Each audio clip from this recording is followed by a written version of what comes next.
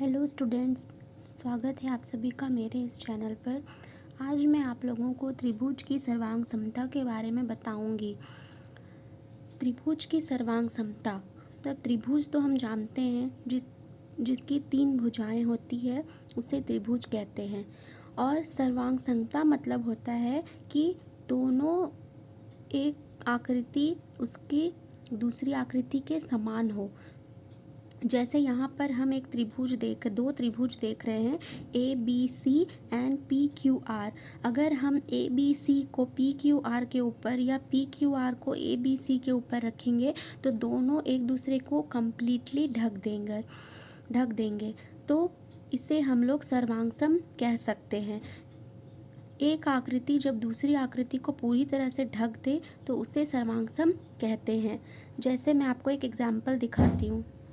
जैसे यहाँ पर देखिए, मैंने 10 का कॉइन लिया हुआ है, 10 रुपीज़ का कॉइन है। ये दोनों बिल्कुल सेम है।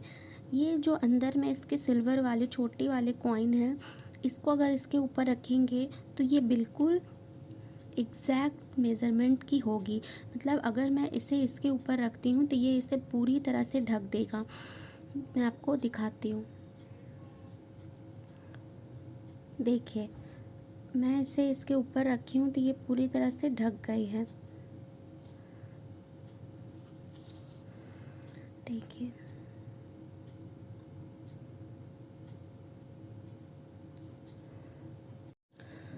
तो मैं इन दोनों आकृति को एक दूसरे के सर्वांगसम कह सकती हूँ।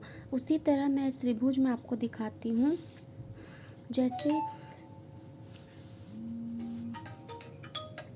जैसे ये एक त्रिभुज है और ये एक त्रिभुज है। इसमें जो ए बी रेखा है और यहाँ पी क्यू रेखा, ये दोनों एक दूसरे के समान होंगे। अगर ये 3 सेंटीमीटर है तो ये भी 3 सेंटीमीटर ही होगा। और ये रेखा ए सी पी आर के बराबर होगा।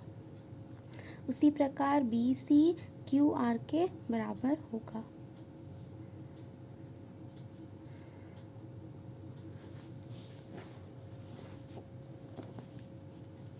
उसी तरह से एंगल ए और एंगल पी ये एक दूसरे के बराबर होंगे। मतलब जितना एंगल ए होगा उतना ही एंगल पी होगा। फिर एंगल बी, एंगल किसके बराबर होगा? एंगल क्यू के बराबर। और एंगल सी किसके बराबर होगा? यस, एंगल आर के बराबर। तो हम इस आकृति के सर्वांगसम कह सकते हैं। चलिए अब हम लोग एक्सरसाइज 15.1 करते हैं। देखिए, पहला क्वेश्चन है, यहाँ पर रिक्त स्थानों की पूर्ति कीजिए।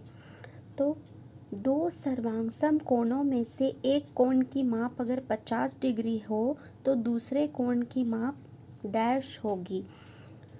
तो एक कोण का माप, जैसा अभी हम लोगों ने ये 2 त्रिभुज देखा, इसमें मैंने देखा कि त्रिभुज ए जितना है, त्रिभुज ए बी सी में जितना कोण ए है उतना ही कोण पी होगा।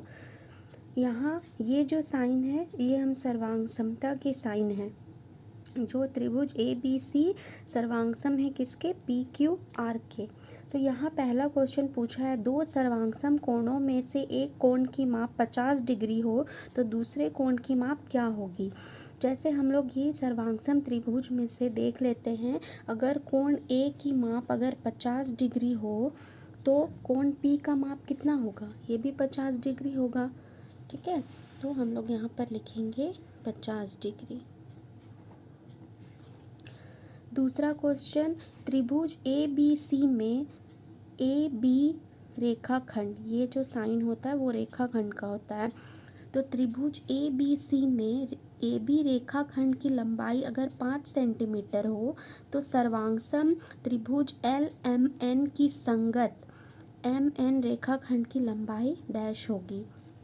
जैसे मान लीजिए यहाँ त्रिभुज ए बी सी है और ये है हमारा एल एम एन। ठीक है,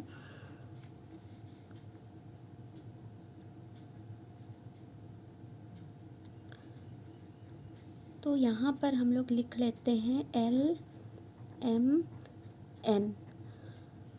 तो ये क्या होगा, यहाँ बोल रहा है त्रिभुज ए बी सी में ए बी की लंबाई, ये जो रेखाखंड ए बी है उसकी लंबाई है 5 सेंटीमीटर। तो सर्वांगसम एल एम एन में एम एन की लंबाई, त्रिभुज ए बी सी और एल एम एन में ए बी की लंबाई 5 सेंटीमीटर है और एम एन की लंबाई कितनी है, 5 सेंटीमीटर।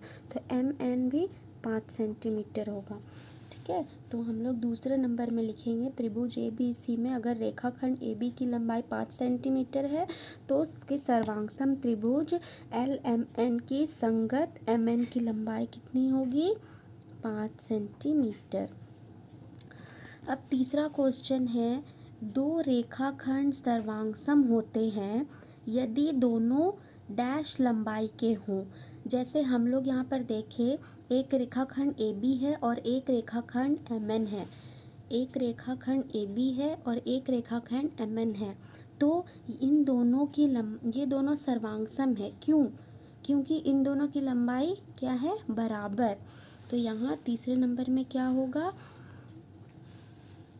दो रेखाखंड सर्वांगसम होते हैं यदि दोनों बराबर लंबाई के हों।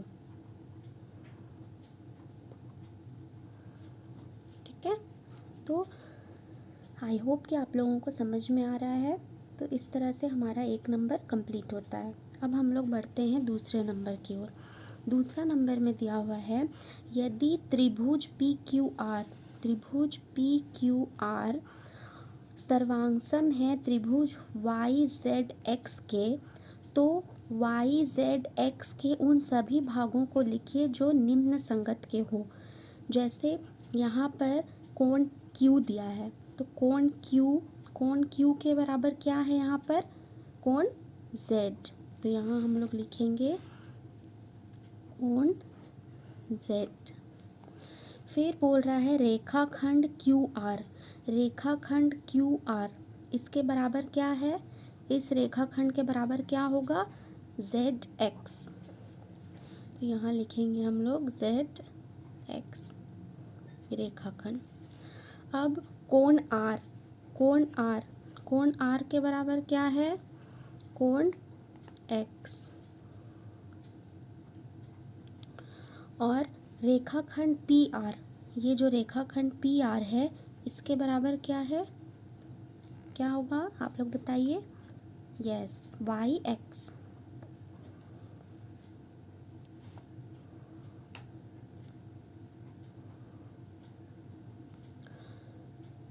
तो इस तरह से हमारा ये चैप्टर कंप्लीट होता है। आई होप कि आप लोगों को ये समझ में आए। नेक्स्ट क्लास में हम लोग 15.2 करेंगे।